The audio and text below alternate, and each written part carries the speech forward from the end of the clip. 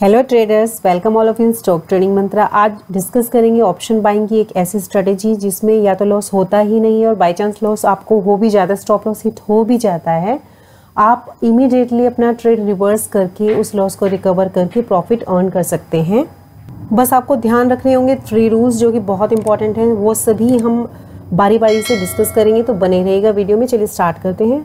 पहले फटाफट देख लेते हैं कि बेसिक रिक्वायरमेंट्स क्या हैं, देन चार्ट पर डिस्कस करेंगे स्ट्रैटेजी को। हमारा इंस्ट्रूमेंट रहेगा बैंक निफ्टी या निफ्टी, आप ट्रेड कर सकते हैं। टाइम फ्रेम रहेगा 5 मिनट्स का। इंडिकेटर्स मूविंग एवरेजेस एक्सपोनेंशियल लेंगे हम 521 एंड RSI। और इसके लिए जो बेस्ट टाइमिंग है एंट्री का 9:30 से लेके 11:30 एंड 12:30 से लेके 2:15 इसके इधर मॉर्निंग में थोड़ा वॉलेटिलिटी रहती है, तो उसको सेटल होने दें। उसके बाद में आपका risk to reward ratio normally इसमें 1:2 से लेके 1:6 तक जाता है, बट स्टिल अगर आप चाहें तो 1:1 पे भी कुछ क्वांटिटीज़ बुक कर सकते हैं। सिग्नल कैंडल का कंसेप्ट रहेगा इसमें हमारा, और अगर सिग्नल कैंडल हमारी 50 पॉइंट से बड़ी बनती है तो वो हमें अवॉइड करना है। एंट्री कैंडल हम रीटेस्ट पर लेंगे, सारा कुछ डिस्कस करेंगे। स्टॉप लॉस इंडेक्स के चार्ट पर रखेंगे। RSI call side put side के लिए 50 से बड़ा कॉल साइड के लिए और 50 से छोटा पुट साइड के लिए।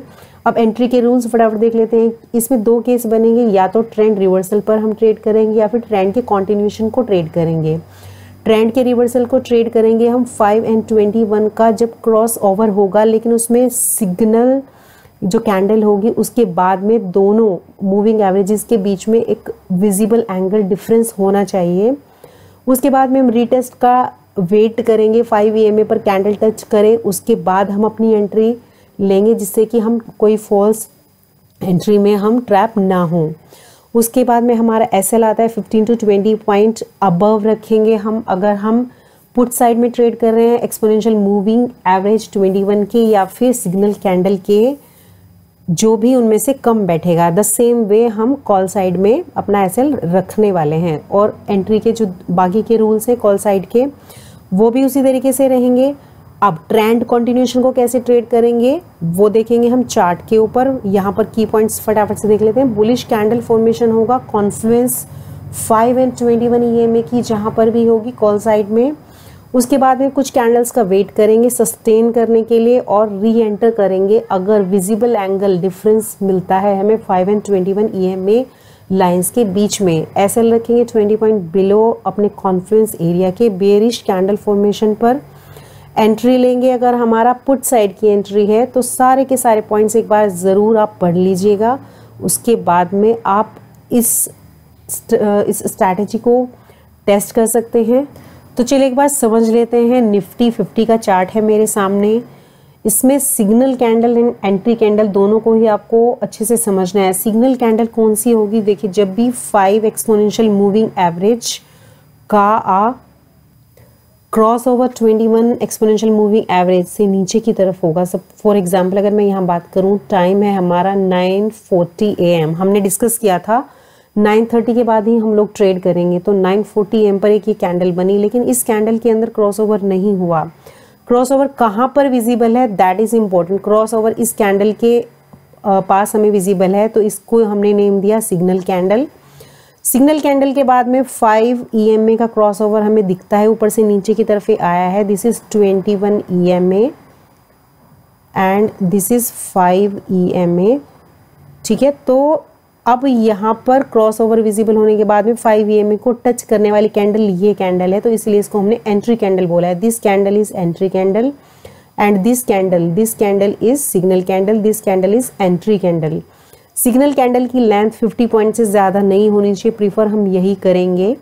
स्टॉप लॉस सिग्नल कैंडल के लगभग 20 पॉइंट ऊपर आप रख सकते हैं, या फिर 21 exponential moving average this black line के ऊपर भी आप 20 पॉइंट ऊपर स्टॉप लॉस रख सकते हैं। इंडेक्स के चार्ट पर निफ्टी 50 के या बैंक निफ्टी के चार्ट पर स्टॉप लॉस आप रख सकते हैं। बहुत बड़ा स्टॉप लॉस नहीं होगा। अगर यहाँ पर 30 पॉइंट का स्टॉप लॉस है तो आपका ऑप्शन में 15 to 20 पॉइंट का ही स्टॉप लॉस बैठेगा, तो यहाँ पर आपकी एंट्री होगी। आपको रिस्क टू रिवॉर्ड रेशो इस वाली पुट की एंट्री में, ये बेरिश साइड की एंट्री है आपकी, यहाँ तक भी अगर आप लेते हैं तो अगर हम देखें तो आराम से 1:2, 1:3 यहाँ बहुत आराम से मिला है। आप यहाँ पर शॉर्ट और लॉन्ग पोजीशंस लगा करके देख सकते हैं।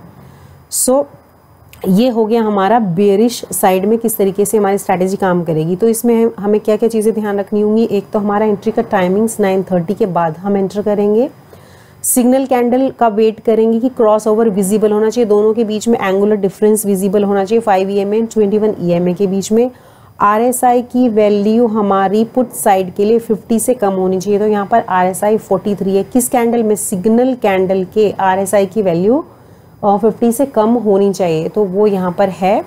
सो यहाँ पर हमारी नेक्स्ट कैंडल में एंट्री कैंडल, ये एंट्री कैंडल हमारी बन जाती है। ये 10th जैन का चार्ट है मेरे सामने। निफ्टी 50 का 5 मिनट का टाइम फ्रेम है। अगर यहाँ पर मैं देखूँ इस कैंडल के अंदर क्रॉसओवर मुझे विजिबल नहीं होता, इसके बाद क्रॉसओवर हुआ है, तो हमारी सिग्नल कैंडल बनी कौन सी? ये जो छोटी सी कैंडल है ये आपकी signal candle SC signal candle बनेगी। तो नेक्स्ट जो कैंडल है वो ये कैंडल यहाँ पर 5 EMA पर इसने टच किया है, तो ये हमारी एंट्री कैंडल बनेगी EC। और स्टॉप लॉस कहाँ पर रहेगा? इसके ऊपर या फिर इसके ऊपर अप्रोक्स यहाँ पर हमारा कहीं SL रहेगा। और रिस्क टू रिवॉर्ड रेशो एक बार देख लेते हैं हमें कितना अच्छा यहाँ पर मिला है। सो अगर मैं यहाँ पर देखूँ, मैं यहाँ पर मेरी एंट्री है इस कैंडल पर।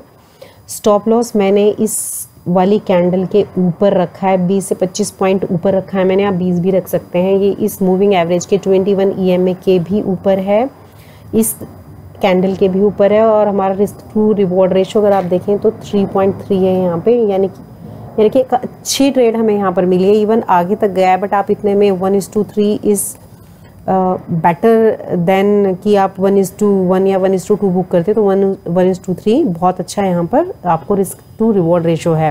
री एंटर भी आप कर सकते हैं। री एंट्री की कंडीशंस देख लेते हैं। सो अगर मैं री एंट्री के लिए बोलूँ तो री एंट्री के लिए आपने यहाँ पर अगर आप देखें कॉन्फ्लुएंस हुआ दोनों मूविंग एवरेज इस पॉइंट पर आकर के यहाँ कहीं मिले इस पॉइंट पर, और यहाँ पर एक बेरिश कैंडल का फॉर्मेशन हुआ, BC बेरिश कैंडल का फॉर्मेशन हुआ। फिर हमने बोला कि बेरिश कैंडल के फॉर्मेशन के बाद आप थोड़ा सा वेट करेंगे और 5 EMA एंड 21 EMA में दोनों में एंगुलर डिफरेंस आपको विजिबल होना चाहिए, वहाँ आप ट्रेड अपना एंटर करेंगे। यहाँ पर अगर आप अपनी ट्रेड एंट्री बनाते हैं तो इसको हम थोड़ा शिफ्ट करते हैं। सो इसको अगर आप यहाँ पर माने आपने इस पर भी एंटर किया, ये आपका एंट्री पॉइंट हो गया, ठीक है। यहाँ इसके ऊपर आपने यहाँ पर अगर SL रखा तो भी आपको यहाँ पर 1:2 की ट्रेड अगेन मिली है। और RSI चेक कर लेते हैं और किस समय ये हमें ट्रेड मिली है वो भी चेक कर लेते हैं। तो इसका यहाँ पर RSI है आपका 29 समथिंग है एंड टाइमिंग्स हैं आपके 12:40 के आसपास आपको ये ट्रेड मिली है। तो दोनों ही टाइमिंग्स मॉर्निंग 9:40 था और ये 12:40 है, हमारे टाइम फ्रेम में फिट होते हैं कि हमें किस समय पर ट्रेड करना है जब बहुत ज़्यादा वॉलेटिलिटी नहीं होती। एक बाई साइड का भी ट्रेड डिस्कस कर लेते हैं। तो ये ट्रेंड कंटिन्यूएशन के हमने 2 ट्रेड डिस्कस किए, बेरिश साइड में ही एक बार एग्जिट होकर के हमने री एंटर किया है। ये 6 जैन को यहाँ पे भी सेल साइड का ट्रेड है। देखो आपको इस स्ट्रैटेजी से लगभग हर रोज़ कोई ना कोई 1 या 2 ट्रेड आपको आराम से मिलेगा। देखो यहाँ भी सेल साइड का ट्रेड है, इवन यहाँ पे बाई साइड का ट्रेड है। तो आप देख सकते हो सेल साइड का तो ट्रेड बहुत अच्छा और बहुत जल्दी से हमारा टारगेट भी आ जाता है सेल साइड में। ये चार्ट है मेरे सामने लास्ट ट्रेडिंग सेशन का, 13th जैन का चार्ट है मेरे सामने। 13th जैन को अगर आप देखें हमारा सेकंड हाफ में काफ़ी, सेकंड हाफ भी नहीं कह सकते आप उसको, मतलब मिड में एक ये अच्छा ट्रेड मिला। सेकंड हाफ तक तो वो गया था मोमेंटम। क्रॉस ओवर मेरा बना, यहाँ पर हम ट्रेंड रिवर्सल वाला केस हम डिस्कस कर रहे हैं। देखिए यहाँ पर क्रॉस ओवर बना, नीचे से मूविंग एवरेज ऊपर की तरफ गया, क्रॉस ओवर बना। तो हमें विजिबल कहाँ पर हुआ है क्रॉस ओवर? हमें विजिबल हुआ लगभग इस कैंडल पे हमें विजिबल हुआ, क्रॉस ओवर दिया हमारा इस कैंडल ने। सो दिस कैंडल इज़ हमारी सिग्नल कैंडल SC एंड ये कैंडल ने फिर 5 EMA पर टच किया, ये कैंडल हो गई हमारी EC entry candle. Stop loss कहाँ होगा हमारा?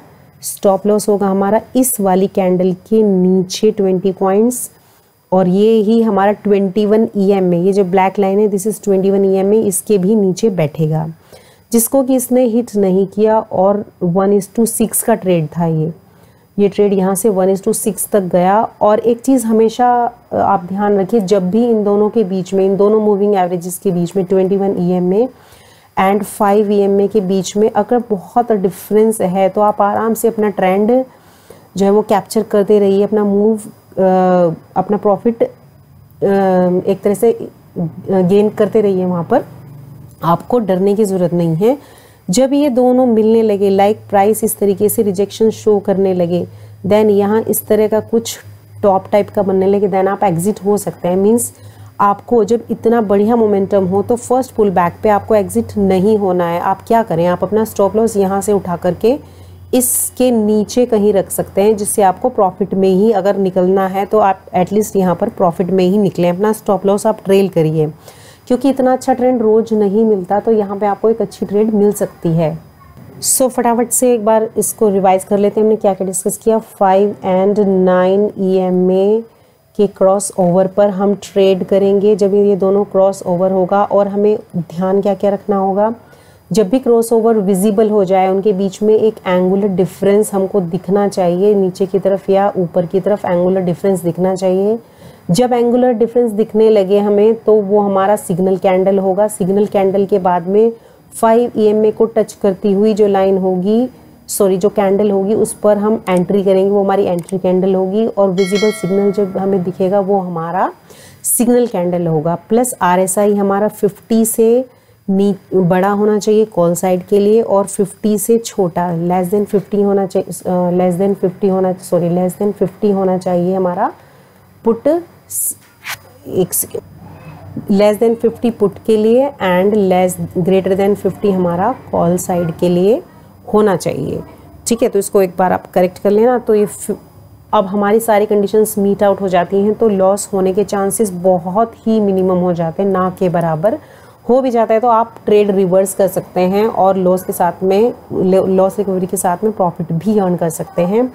सो फिलहाल के लिए वाइंड अप करते हैं। आप जाकर के चैनल पे दूसरी स्ट्रैटेजीज हैं उनको भी स्टडी कर सकते हैं, ऑप्शन सेलिंग की एंड ऑप्शन बाइंग की, प्लस प्राइस एक्शन।